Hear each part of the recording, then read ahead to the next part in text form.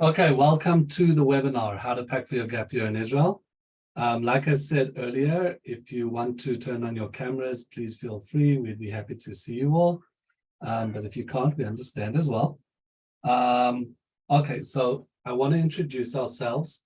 I'm Gabi and this is Melissa. We are husband and wife team who run the website Pack for Israel. And we basically, on our website, we have everything you need for your year in Israel. Now, we started the website about 6 years ago. We were both on Gap Year a bunch of years ago, and we have a lot of experience with this. We get lots of customer questions all the time about what to bring and questions about the actual stuff that we're packing. We're also part of a lot of Gap Year groups, for example, the Gap Year in Israel Parents Facebook group.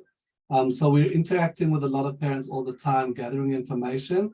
And the point of this evening is just to, or this afternoon rather, is just to help you get over this hurdle of actually preparing and packing for Israel. It can feel a bit overwhelming, but we'll take you through the different steps, different things to take into account. And hopefully this can be a helpful resource for all of you. Questions, we will have a question and answer session at the end of the presentation. So please, if you have any questions, you can write them in the chat and we'll deal with all those questions at the end. I promise you there'll be time. Yeah, so let's begin. Okay, so let's look at our agenda. So this is what we're going to be discussing. First of all, what should I bring from home? What should I buy in Israel? This is a question that's going to come up. And we'll address both of those issues. And then we'll look at other questions, common questions that come up, like, will my electrical appliances work in Israel? Seeing as there's different voltage in Israel and in the US. Will my bedding fit Israeli beds? What does a typical dorm room look like? So a lot of these questions that you might be wondering about, especially if you're first-time parents for Gap Year, we'll address all of those. And then, like I said, we'll have a Q&A at the end. Okay, so why is packing for Gap Year different? So there's a few distinguishing features as opposed to, let's say, sending your kid off to camp or to university or college or whatever it is. So first of all, a year is a long time. So the kids are basically moving out of home for an entire year, and they're going to need everything that they typically need. And in addition, not only are they going away for a year, but they're going far away to another country, a country which you may not be so familiar with. If they were going somewhere in the US, you're kind of familiar with all the stores and what to get there. Israel is different. It's foreign in a lot of ways. And that sort of adds to the challenge. The other thing is a packing list. So not every school provides you with a packing list. You know, when you go off to summer camp, so we have our other website, Pack for a Camp, where we partner with camps all over the US, and there every single camp sends a packing list. It's not so much the case with the Gap Year. On our website, I will show you at the end of the presentation, we have a lot of resources, including packing lists that we've put together to help you out with that. So why can't you just bring everything from home? Because, so there's a few things. There are luggage restrictions. We're all familiar with those. Generally, it's 2 bags, sometimes it's even 1 bag. There are also bulky and heavy items because of those luggage restrictions are going to be difficult to bring with you. There's some things are just downright impossible. You can't bring like a heavy set of drawers with you, and the luggage adds up very quickly. There's also, as I mentioned earlier, different sizes and standards of appliances, etc. in Israel, and we will deal with all of those in the following slides. Okay, so we're going to start off with one slide of what to bring from home. This is pretty easy because we're going to start with clothing and lightweight items, which makes sense. If your child has a full wardrobe already, there really isn't so much reason to come to Israel and buy a whole new wardrobe. Of course, they'll want to fill in, get a new t-shirt, get a new dress, probably get lots of other things, but that will be coming from home. Other important things to to think about are medicine. If your child takes any sort of medicine on a regular basis, so that's something you're going to want to look into before they leave for Israel, to find out if that medicine is available in Israel, how you go about getting it, how you use an American prescription in Israel, but that's out of the scope here of this webinar. And eyewear, extra pair of glasses, contact lenses, etc. Tallis and tefillin, don't forget to bring that from home, because obviously you're not going to be buying a new set. And then items that will make your dorm feel like home. So, you know, whether it's some pictures or a teddy bear or a favorite item, that does help, especially at the beginning, at the initial part of the year, for your child to feel like they're at home. And now for the bigger part of what to buy in Israel. And I want to say that this entire presentation is based on a blog that we wrote, which we will give you, as Gabi said, in the resource section at the end, in the tips and resources. And there's a lot of back and forth about what should I bring from home? Why shouldn't I bring it from home? I can bring everything from home. And it's true, you could bring an extra suitcase or 2 suitcases or 3 suitcases, but the money does add up. An extra suitcase can cost between $75 to $125 or so dollars. But if you overpack that and it's overweight, that's going to cost you another fee, and then another fee, and another fee. So that's something to think about. The other thing, why don't you want to bring huge amounts of items, bulky items, heavy items, and that sort of thing, is just think about the schlepping that your child is going to do. So they're going to go to an airport in their home city, have to go through the airport after check-in by themselves. Even if they're with the group, they're not going to have people to help them really. So they're going to have to fit this on their trolley. They're going to put it on the plane, get to Israel, come out the other end, and again, have all of these bags to deal with. So one of the things about getting a lot of stuff when you get there or having it waiting is just to avoid that schlep. Okay, now this is the first topic where I'm going to talk about standards. This is kind of an easy one. Basically, bed sizes in Israel and in America are not exactly the same. We're using America because we assume most people are on from the States. I know there may be Canadians here, or UK. We do deal with customers from all over the world, but this is just for simplicity's sake, assuming that most people are from the States. And the size of the bed in Israel measures differently. If you look here, it's 35.5 inches by 79 inches in Israel, as opposed to 38 inches by 75. So they're longer and thinner in Israel than they are in the States, meaning that if you take your American sheet and try to put it on an Israeli bed, it's going to be a lot of stretching. There might be some ripping, it might not fit properly, and that sort of thing. And the same thing goes for a duvet cover on the blanket. The blanket in Israel has its own standard size, and the duvet cover from the States is not the same size. So it's basically putting on clothes that aren't the right size for your bed. So we do suggest buying that in Israel. The next category is toiletries. First of all, toiletries are heavy and they can spill. So it's not any fun to open up a suitcase when you get to the other end and you're tired and you just want to shower or change into your pajamas, and your shampoo just leaked all over all your clothing. It really can't be fun for any of us. So that's the first consideration. The second thing is that the water in Israel is different. It's considered hard, and hard we have in quotes, which is high in mineral content. Now, we have heard lots of stories and lots of stuff, and it's happened to me as well, where my head's been itchy, and I found that just changing to a different shampoo makes the itching go away. So oftentimes that's the case with kids who are coming to seminary or to yeshiva. They bring their favorite shampoo or their favorite conditioner from home, and their heads are itching. And you can switch it for that same brand in Israel, and that will often go away. There are local products that are made to be used with the Israeli water, and we have Israeli brands. We also carry, we have in Israel all your brands that you know and love. If you look in the picture, we've got Pantene, Palmolive, Colgate, and many, many more. You can see that here. Okay, small appliances and accessories for those. It's a really, really big topic. People often want to bring or want to send with their kids things you have at home already. I have a fan, I have a hair dryer, I have all these things. The voltage in the States is half the amount of voltage as it is in Israel, which means if you take your American plug and put a little adapter on it and plug it in, you are going to probably blow up your appliance and possibly start a fire in your dorm, which isn't really such a good idea. I don't think anyway. So that's the first problem. The second thing, as I mentioned about the adapter, which is the shape of the plug. If you look at the picture here, the right is the plug, approximately the plug that we have in Israel, and the plug into the wall. The left one is not an American plug, but it's from a different country. You can see the difference already.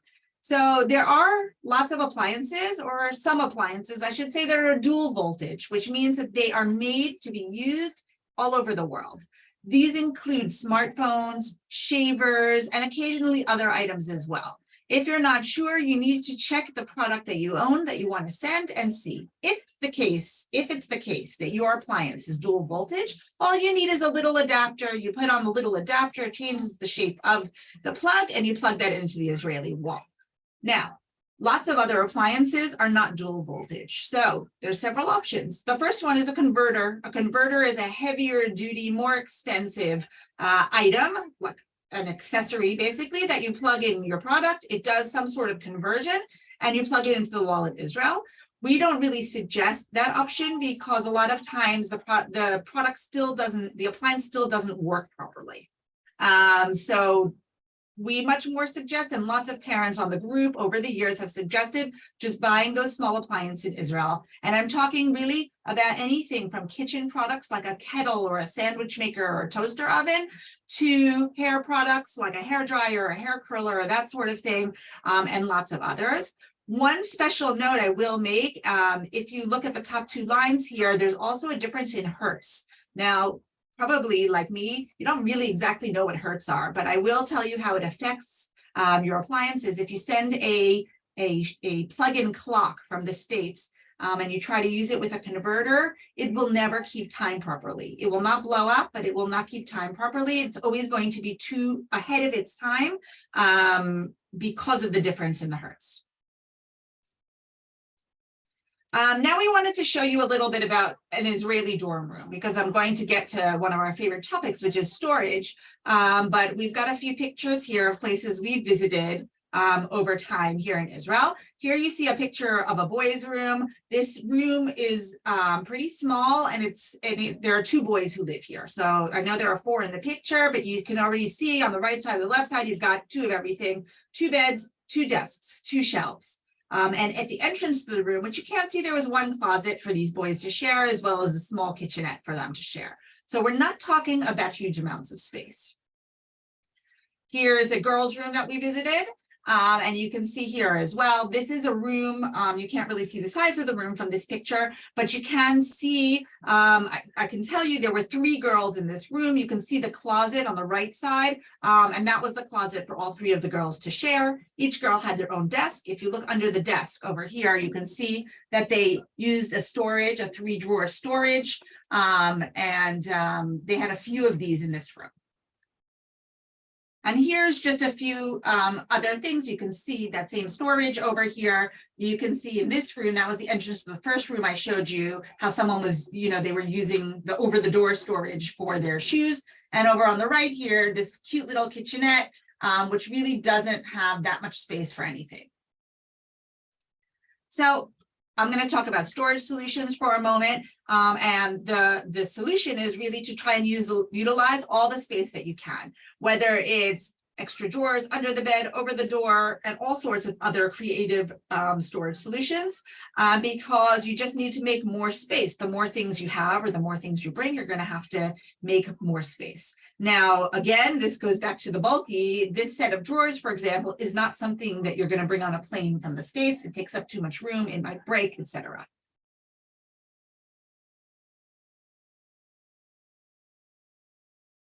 Okay, so that's the basics of what we were going to present. Before we move to questions, which I'm sure you have some, I just wanted to introduce you again to our website. This is Pack4Israel, what you can see on the screen. And you can basically see a lot of the stuff we spoke about today the blanket sheets and pillows, the towels, the appliances you can buy on our site. It's delivered to your school in Israel, anywhere in the country. Waiting. It waits for you. It will wait for your child. If you buy it before the beginning of the year, it'll be waiting for them before they arrive already.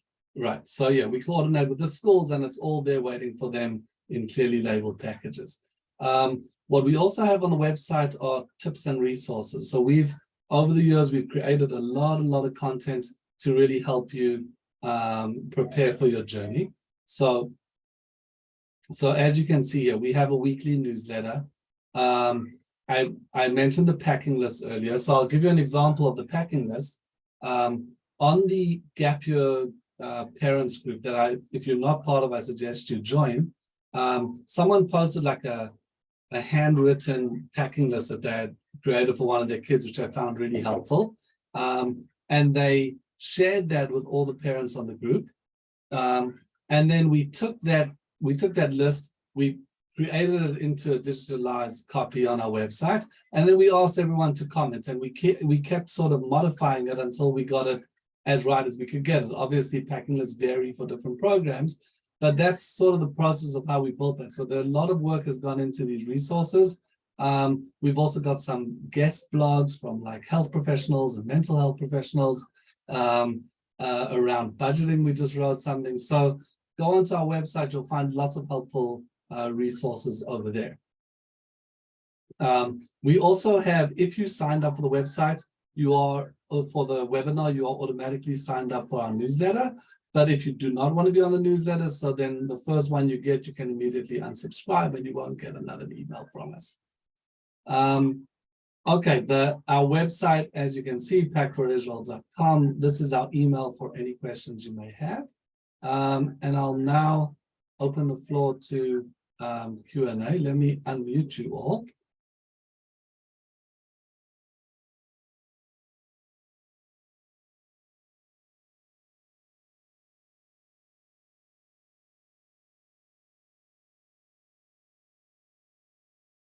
Okay, you can unmute yourself if you have. Does anyone have any questions about packing? You have our full attention. Is anyone there? Hi.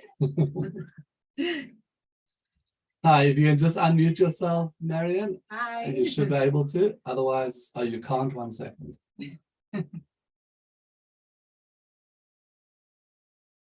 Okay, try now.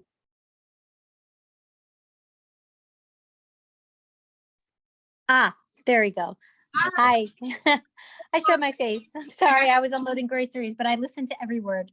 I have a daughter, first time going to seminary, first one leaving our house at a 4. But I wanted to thank you guys because you were really helpful when she did NCSY Mechlelet a couple of summers ago, providing her the things she needed. So you guys are an amazing resource. I just wanted to thank you for being there. And as we, enter this new chapter of seminary, I just wanted to, I guess I might have missed the conversation on beds. Are all the beds longer? Don't bother buying sheets here? Is that what? Yeah, so the standard Israeli bed is longer and narrower than the American counterpart. So for 95% of the schools, there are 1 or 2 schools that do have American size beds, but they pretty clear and tell you about that. If they're standard Israeli beds, then we do suggest buying it in Israel so it fits properly. Okay, thanks guys. And thank you for your compliment as well. And we often get people, in Mechlelet or Kollel, and then 2 years later coming back. So. Okay, I see we have a question from Chava Fox about what appliances do you suggest bringing and clarifying the difference between an adapter and a converter. Okay, so I'll start with the adapter and converter. The adapter is when there's a difference in voltage. In Israel is 220 volts and the US is 110. So there are appliances that run on both, like if you have a little telephone or a chart or a shaver, generally speaking, they run on dual voltage. And in that case, you just need an adapter, which basically changes the shape of the plug. So it's just changing the shape from like the Israeli shape to the American shape, and then you're done and you can bring that from home. The problem comes in with generally the bigger appliances. where the American appliance is working on 110 volts. And then the one option is a converter that actually converts the voltage so that it's suitable for 220 voltage. The problem with those, they're a little more expensive than adapters, but they're not always foolproof. We spoke about a few examples, anything that involves heating elements or anything that involves time, they don't always work so nicely. And in our experience and from a lot of what we see from parents who've come before, the suggestion is really to get those things in Israel. So popular products like a fan or hair appliances, hair products, that kind of thing. Anything for the kitchen also. Anything for the kitchen it's really a better idea to get it here. In addition to the fact that some of these things are just bulky, you're not going to bring a standing fan from the US. I will add one more word because I'm not sure because the question is written, but in terms of what appliances, I'm not sure if the question is, do you suggest bringing from America or do you need? So I'm going to answer the second part of what could be the question, which is what appliances do you need? And the answer is that it's really different for everybody because somebody with long hair who styles their hair every day clearly will need certain things, for doing their whole hair thing. Then somebody who has, cropped hair, really short hair, and they go in the shower, don't even use shampoo, use their soap and come right out. So that's something. And then also having to do with the kitchen. Different programs have different kitchen setups. So there are schools who give 3 meals a day and the kids don't have anywhere to put any sort of kitchen appliance. There's the middle type of school where we showed that picture where there might be a little bit of a space where oftentimes people will keep like an electric water kettle or a small sandwich maker just to make something up. And then there are the programs that have a full kitchen or a full space available. And that really depends on the child. Sometimes also when people have special diets, whether it's a gluten-free diet or, really anything, vegetarians, vegans sometimes as well, they're going to be wanting to do a lot more cooking, let's say, than the next person who's happy to eat anything and is not allergic to anything and that sort of thing. So we've heard about and we've sold rice cookers and slow cookers and platas and all sorts of things. But it really depends on what you need, while other people don't need anything in the kitchen. They don't want hot drinks and they don't care about making their own sandwiches. They eat whatever the school gives them. Okay, Chava, I hope that answered your question. If not, you can ping us again. Okay, I see another. 1 second, let's see. Oh. Is there anything else? Is there anybody else Let's that see some wanted to other open their questions. microphone? Let's give an opportunity for that. If somebody wants to talk. Okay, So so we'll- Chava Rodia, thank you. There was. What about something like an MP3 player digital camera? Would that be dual voltage? I imagine so. You should always check the item. It should be dual voltage, and typically an MP3 player digital camera is just something that you're going to charge. So that would, generally speaking, it would be dual voltage. Usually the chargers will be dual voltage. You do need to check. It'll be on the back side. I'm looking for something. I'm just scared I'm going to unplug the computer here and lose all of you. So generally there's like a little label on the actual appliance or on the charger of the appliance that you probably need like a magnifying glass to read, but that will give you the information that you need. If it's dual voltage, it'll say 110 V-220V. And then you should know. Okay, we have a question from Jenny. For cell phones, do you know if it's possible for kids to keep access to their American cell phone number, but use an Israeli SIM card so their friends have the US number to send WhatsApp messages, by example, but also see messages sent by seminary? The answer is yes. We don't, as Pack for Israel, we don't provide any cell phone services. There are plenty of services that are out there. We do have a cell phone cord with an Israeli plug, but other than that, no. But yes, it's definitely possible, and we've communicated with customers that way who, if they can't find their stuff or they have questions for us, so we'll often WhatsApp them on their American numbers, and that's a way I know from just looking on the group, a lot of parents are in touch with their kids just using the WhatsApp. So you can definitely have an Israeli number and also keep your American WhatsApp. Now, one more thing I want to mention, because in the meantime, I don't see any more questions. One thing that I forgot to mention earlier was about some additional hidden bonuses of buying it in Israel, which are more idealistic. We do know that it can add up and you're spending a lot of money on the program and that sort of thing. But there is the side of some people really like buying blue and white, buying Israeli made products and supporting Israeli business. We often talk about that, how we're an Israeli family here. We live in Modi'in with our 4 kids. And we've been here for more than 20 years. So, whether it's buying, if you bought from us or from a different company, it doesn't really matter. We're all Israeli businesses, as far as I know, our competitors as well. But we are also supporting the economy. So all the stuff is coming from Israeli businesses in Israel. A lot of stuff is made here. That's the first thing. And the second thing that I wanted to mention was that at the end of the year, a lot of times this question comes up. People will ask, well, what do I do with all my stuff? Well, most of the schools, I think all of the programs actually arrange for them to be donated, whether it's to families, of the staff members, oftentimes the kitchen staff, who can't necessarily buy these things, or to organizations that will give it to needy families. I've seen it happen actually with my own eyes, where there are organizations that will come in and take half bottles of shampoo and conditioner and give it to families that just can't afford to buy those things. So it's actually heartwarming where the stuff goes at the end. So if that's a consideration for you, I wanted to mention that.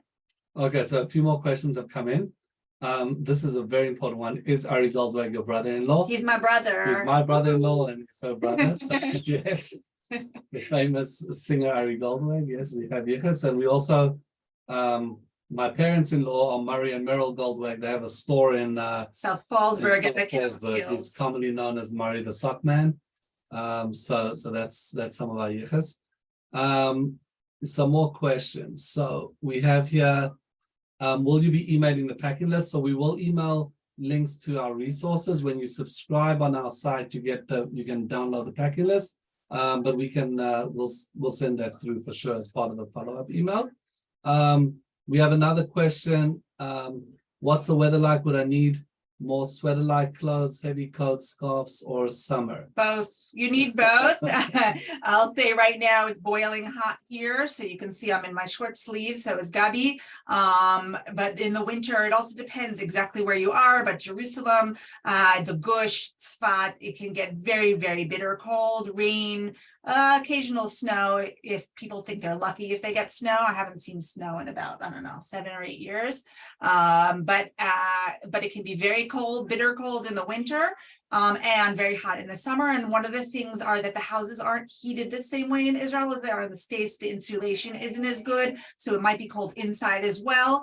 And in the summer, it might be very hot inside as well. Really depends. Some of the dorms have air conditioning, others don't. So you can find out from other students who have been there in the past, possibly the schools themselves. But really everything goes. So I would say you need both types of clothing. Of course, if you don't have space for all of that, if you're planning to visit your child in the middle of the year, you can also bring some winter stuff, because it only starts really getting cold here at the end of December, January, and February.